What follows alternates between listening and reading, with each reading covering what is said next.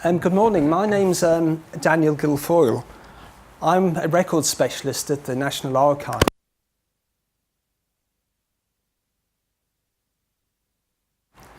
And my speciality there is Colonial Office records. And I'd just like to thank, before I go on, Christine and the organisers for inviting me to give this talk.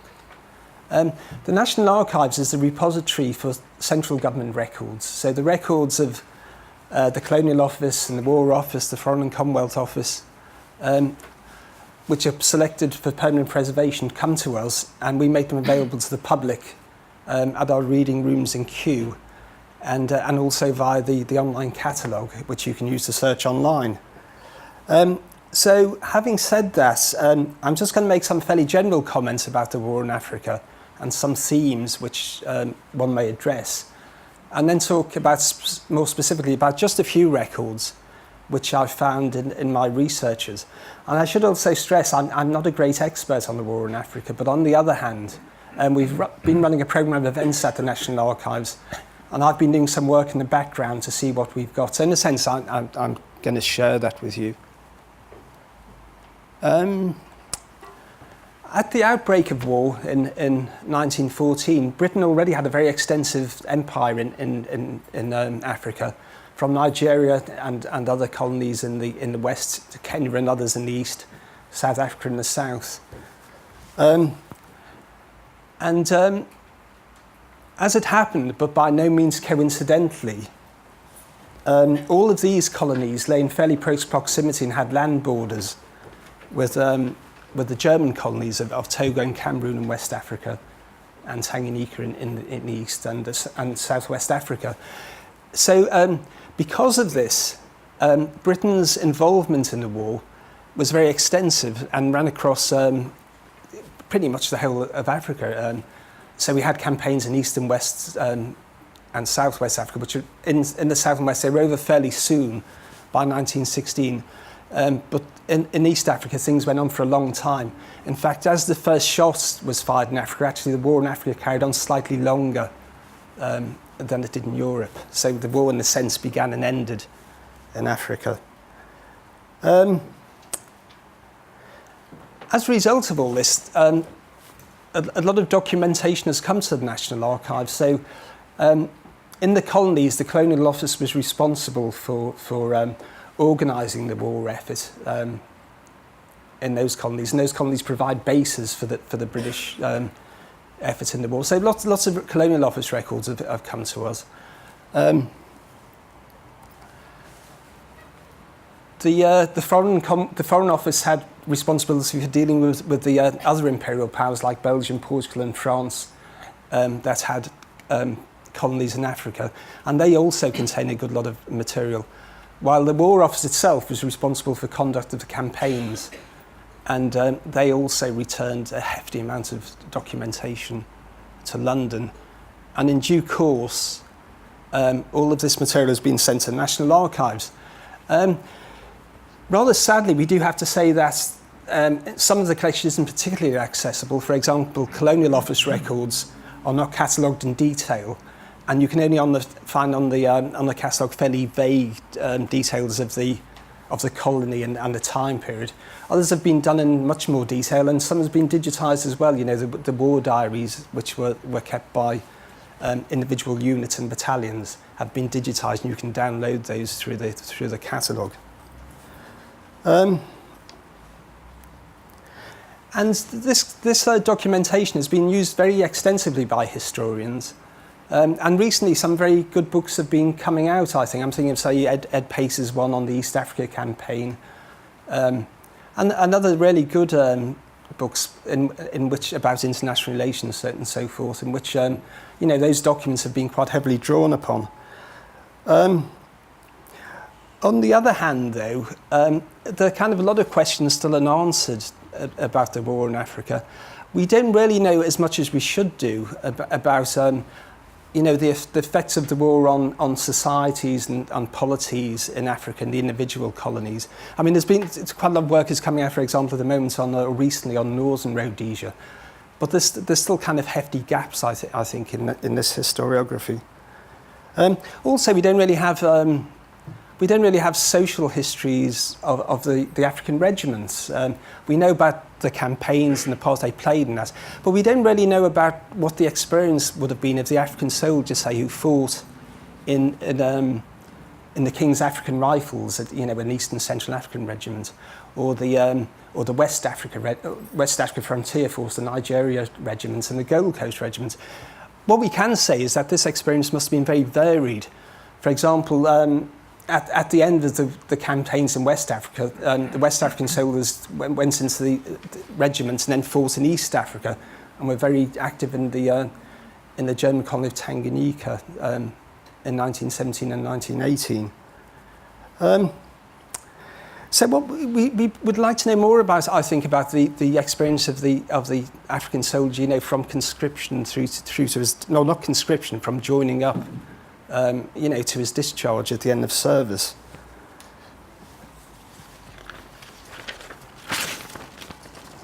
And we should also keep in mind that while thousands of Africans fought in the war in various regiments, we should also keep in mind that hundreds of thousands really were drafted and conscripted into military labour.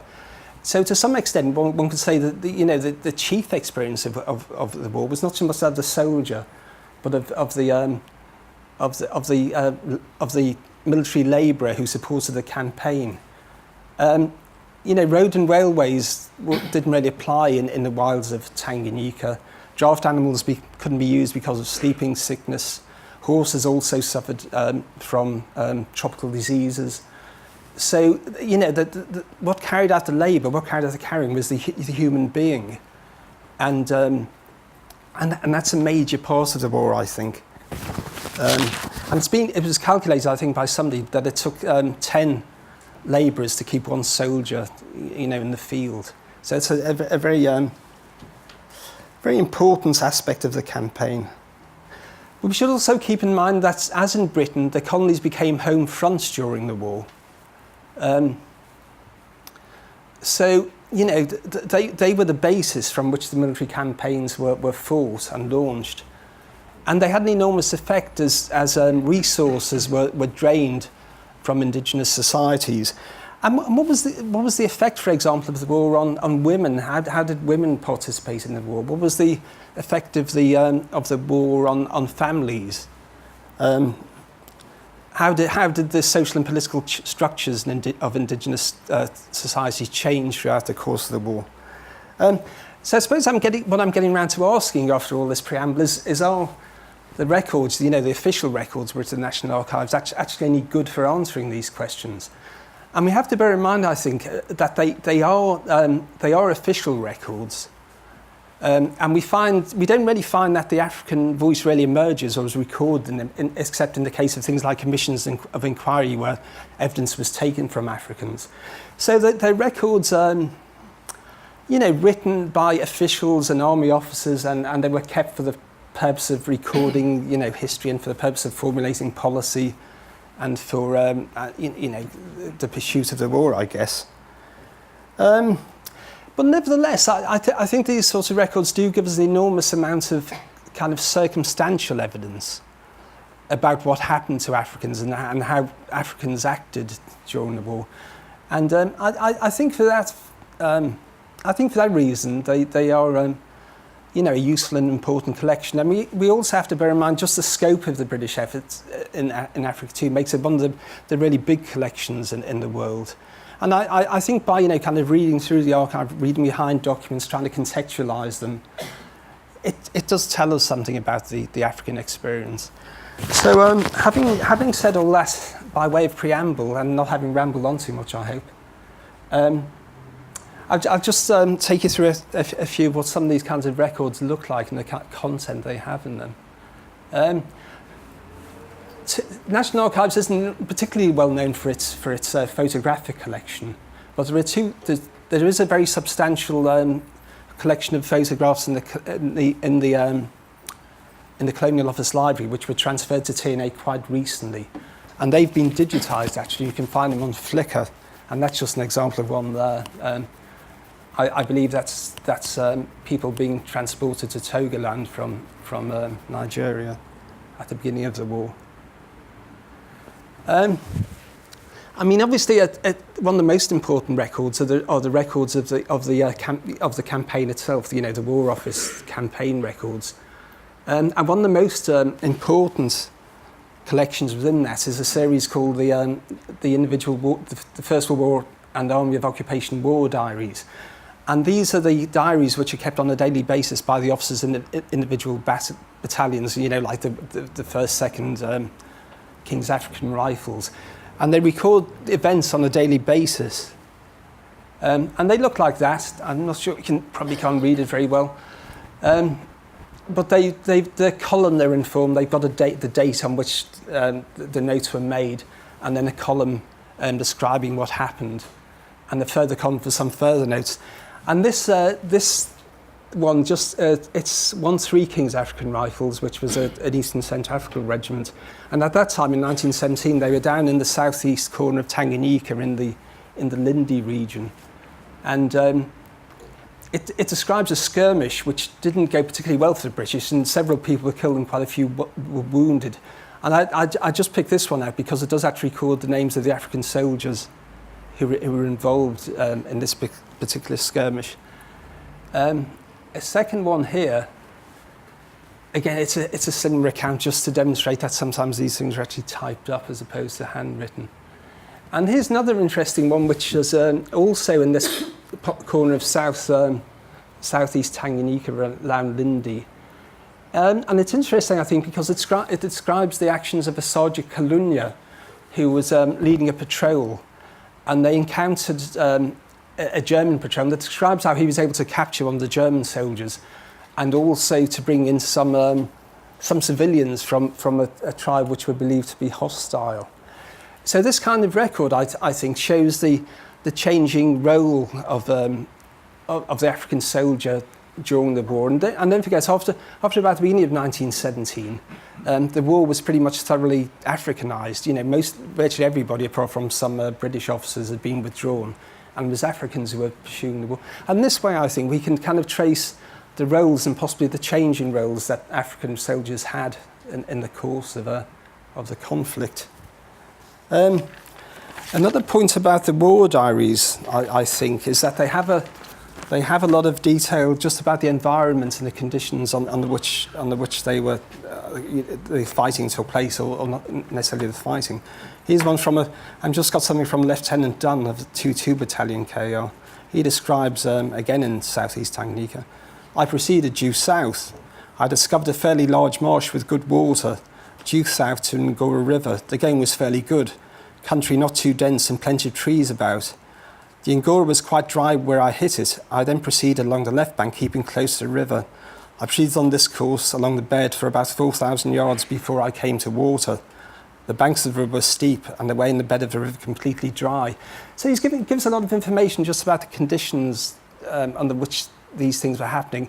And this preoccupation with water is a theme that runs throughout. People are thirsty, they didn't have enough water.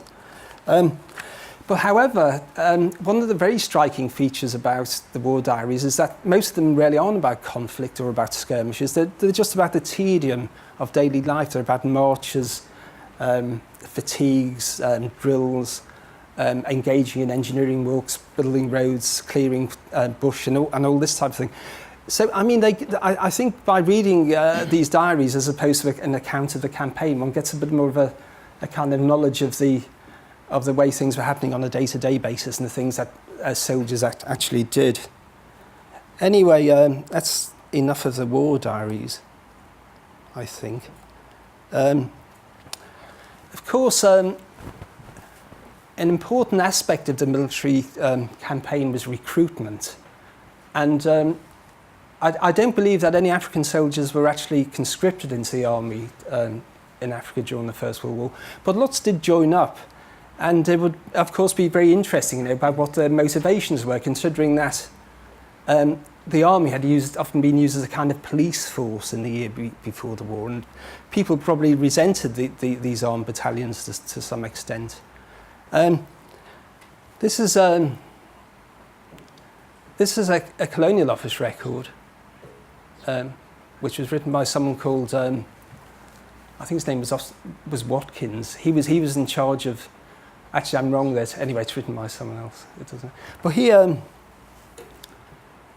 he just reflects upon the difficulty of obtaining soldiers to join up, and he says they've had the experience before of being rounded up by the army. They're not too keen on that on this idea, and he talks about using a kind of probationary system by which they could draw people in and have a look, and possibly then they might join up. But there's some again it's interesting kind of circumstantial evidence about the experience of being recruited into the army. On the next page, he talks about the different experiences of recruiting in different areas of Tanganyika. In some areas, people were keen to join up, and others, it was a much more difficult process to get them to do so. There, the government had begun raising labour gangs, and there was a chief. He was an elderly chief. He was reported to be 90 years old. He was taken off to jail, and he died there for resisting this conscription. And it was reported that he'd been beaten, really, and had died because of that. And as a result, there were demonstrations and riots, and someone called Lieutenant Wilson, with the agreement of the British Commissioner there, shot into the crowd and killed 50 people. And there was a commission of inquiry into it, and that's the kind of covering letter.